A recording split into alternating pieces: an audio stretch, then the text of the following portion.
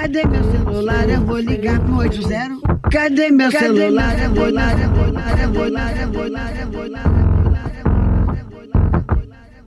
Ninféias apresenta Pílulas Feministas.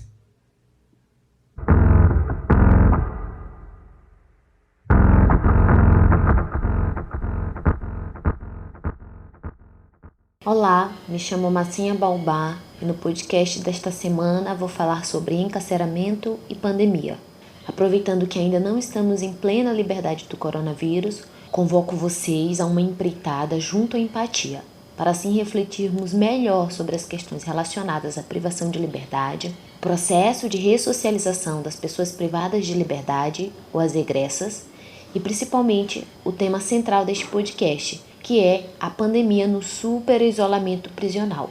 Pensando aqui que a ideia de super-isolamento prisional parte do pressuposto de que, ao aplicar-se medidas de isolamento a quem já está em processo de regime de privação de liberdade, ou seja, um confinamento imposto judicialmente, o que temos como resultado é a superposição de confinamentos, a qual intitulamos de superisolamento, segundo o artigo Pandemia no Cárcere, Intervenções no Superisolamento, das pesquisadoras Andréia Beatriz, Ivete Maria e Sérgio Garofalo.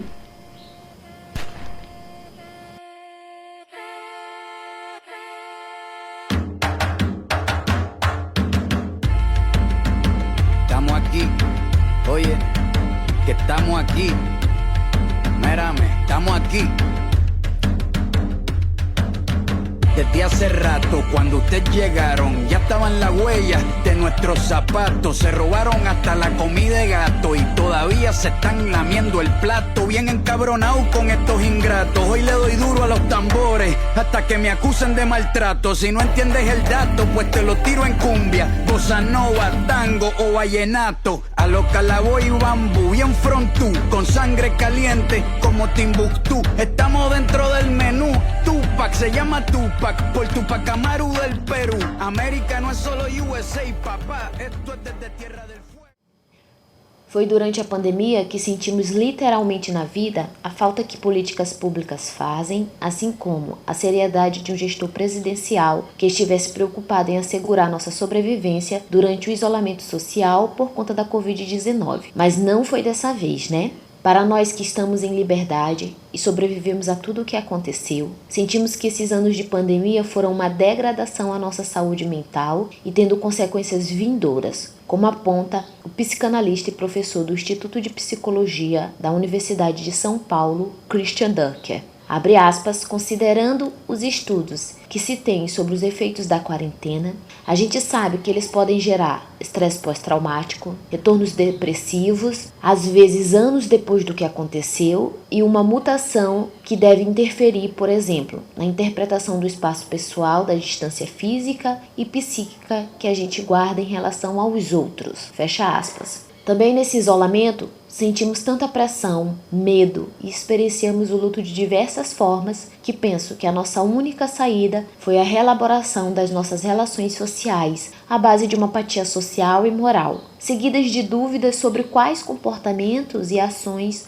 tomar em determinado espaço, passando por uma espécie de esquecimento sobre as formas corretas de vivenciar as interações sociais sem partir de um medo recorrente de morrer ou matar. Isso é um bug na matriz social.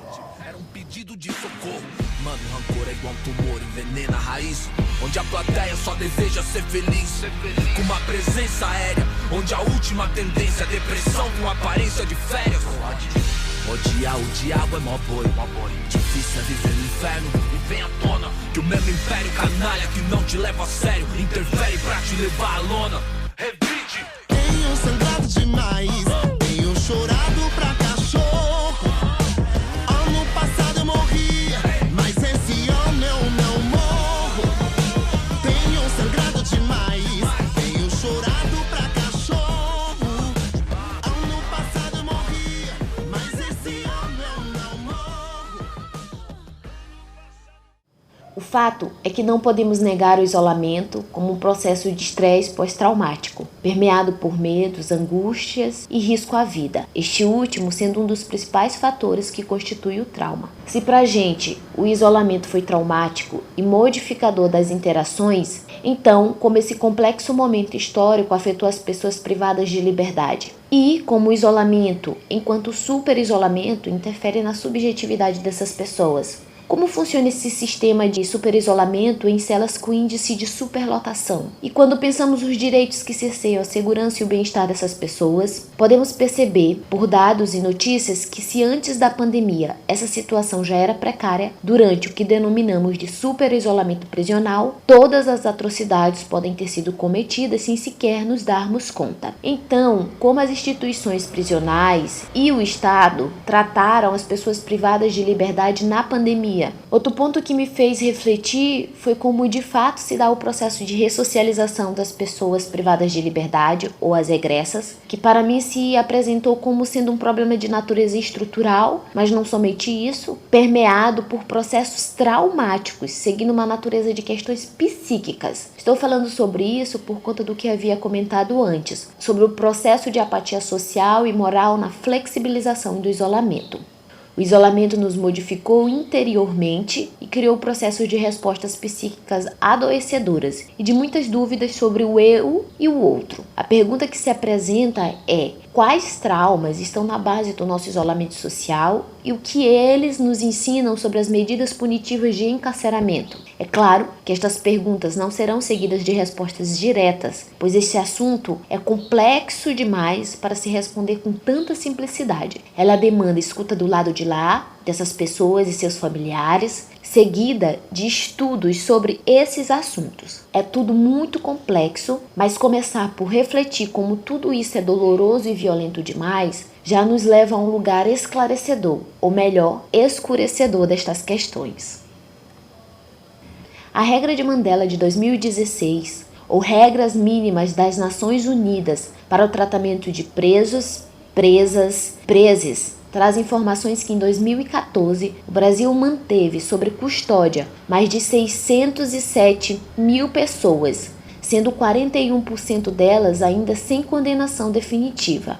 No ano da pandemia, de 2019 a 2021, o levantamento feito pela G1 mostra que o país tem 322 pessoas presas para cada 100 mil habitantes. A taxa considera o número de presos dentro do sistema prisional, pouco mais de 680 mil, e o de habitantes, cerca de 213 milhões. Com esse dado, o Brasil fica na 20ª posição em um ranking de aprisionamento com outros 222 países e territórios. A regra de Mandela nos diz também que nos países latino-americanos, em que ainda predominam sérios problemas econômicos e sociopolíticos, a prisão acaba transformando-se em um instrumento de intervenção, exacerbando a já natural seletiva do sistema penal sobre as populações menos favorecidas econômica e socialmente. Dados do Censo Penitenciário Nacional revelam que 95% da clientela do sistema são de pessoas pobres e provavelmente negras. Vou falar a verdade. A crueldade que fazem com a gente só por nossa cor ser diferente.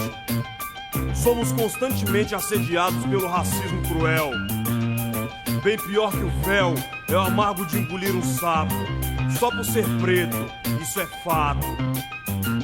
O valor da própria cor não se aprende em faculdades ou colégios.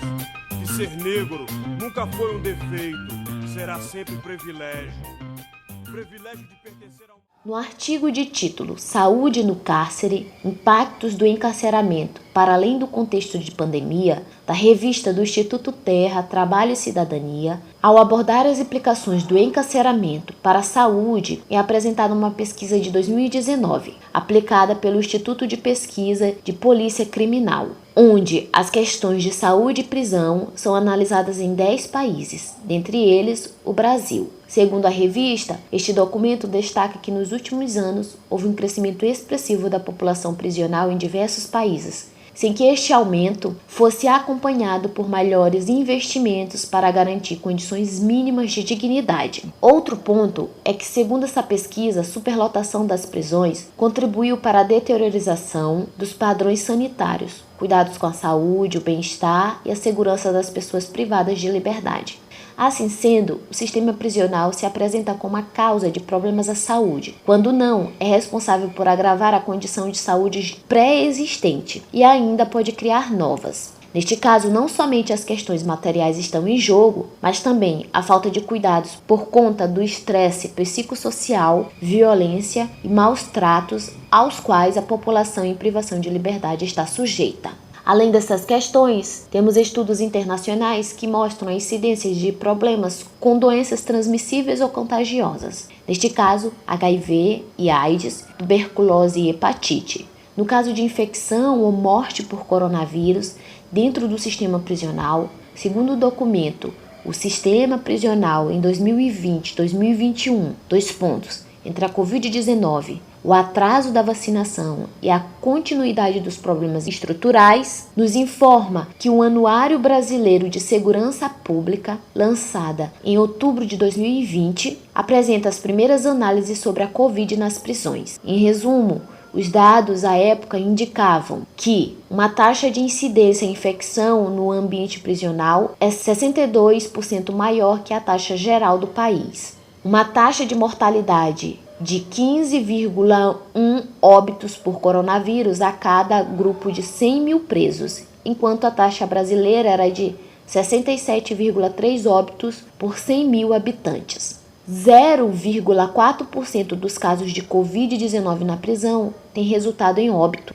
Já naquele momento, chamou-se atenção para as prováveis subnotificações dos casos e óbitos. No texto, impactos evidentes em uma população tornada invisível, os efeitos do coronavírus na vida de mulheres presas e egressas, do Instituto Igarapé, 2020, as informações que encontramos são que o Brasil tinha cerca de 37.200 mulheres privadas de liberdade em dezembro de 2019. O número é 13% maior que as vagas disponíveis. A fatia de mulheres que ainda não passou pela condenação chega a 35,6%.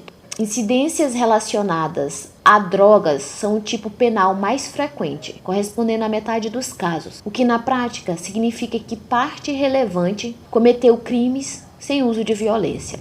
Ainda segundo essa pesquisa, o perfil majoritário de mulheres privadas de liberdade é de jovens negras que tiveram acesso limitado à escolaridade. A maioria tem filhos e é solteira. Assim, assume o papel de responsáveis por famílias monoparentais. De dentro de cada a mulher vai sair e vai sair. De dentro de quem for, a mulher... Na mesma pesquisa, os dados sobre a pandemia e o encarceramento feminino apontam que uma outra particularidade do encarceramento feminino foi agravado. Ele permanece ocupando lugar secundário nas discussões sobre políticas penais, também sofre com a dificuldade de monitoramento e divulgação de dados sobre morte de mulheres em decorrência do coronavírus. É a partir do monitoramento de reportagens, de notícias sobre o impacto da Covid em prisões, entrevistas com atores-chaves e informações obtidas com estados brasileiros via Lei de Acesso à Informação, que a pesquisa em questão obteve informações de que ao menos uma mulher privada de liberdade morreu em decorrência do novo coronavírus em julho de 2020 e dezenas foram diagnosticadas com a doença desde o início da pandemia. Dados nacionais precisos, no entanto, não estão acessíveis. Para o Instituto Igarapé, há dificuldade em identificar quantas mortes e casos confirmados existe no sistema penitenciário brasileiro como um todo,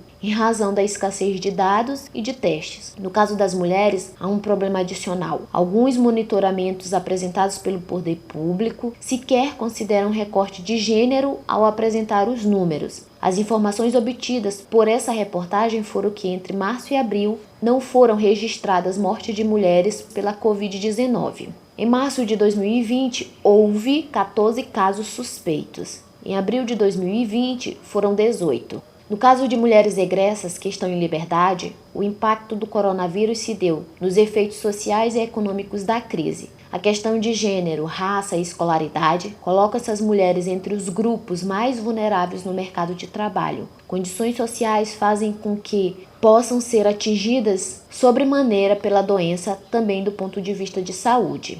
O problema de saúde mental, o atendimento psicossocial são outro ponto a serem analisadas nesta questão de encarceramento e pandemia. O relatório de 2019 do Instituto de Pesquisa de Política Criminal aponta que os quadros depressivos são os mais frequentes entre mulheres e jovens em privação de liberdade, que em homens e pessoas mais velhas na mesma situação. Segundo o artigo já citado anteriormente neste podcast, a pandemia no cárcere, intervenções no superisolamento, sublinha que as medidas de proteção à saúde mental dos presos, presas e presos durante a pandemia devem levar em conta que suas reações psicológicas são diferenciadas, já que estão em privação de liberdade. E sabemos, o sistema de isolamento não é apenas de distanciamento social, mas de sobreposição de isolamentos. Por isso, deve-se considerar a crescente necessidade do apoio emocional e psicológico neste caso, seguida de conscientização e transparência de informações sobre a doença, assim como a garantia de que o contato com seus familiares serão mantidas para que não possam passar por um isolamento emocional. Na cartilha para o enfrentamento da Covid-19, um sistema prisional de título Covid-19 e população privada de liberdade, saúde mental e atendimento psicossocial na pandemia, sobre a orientação e organização da Fiocruz, apontou que para um cuidado amplo em saúde e atenção psicossocial, é necessário seguir um plano de contingência da Covid-19 no sistema prisional, que oriente a inclusão de níveis de apoio complementares e integrais, mais a garantia de cuidado especializado no âmbito do SUS. É isso aí.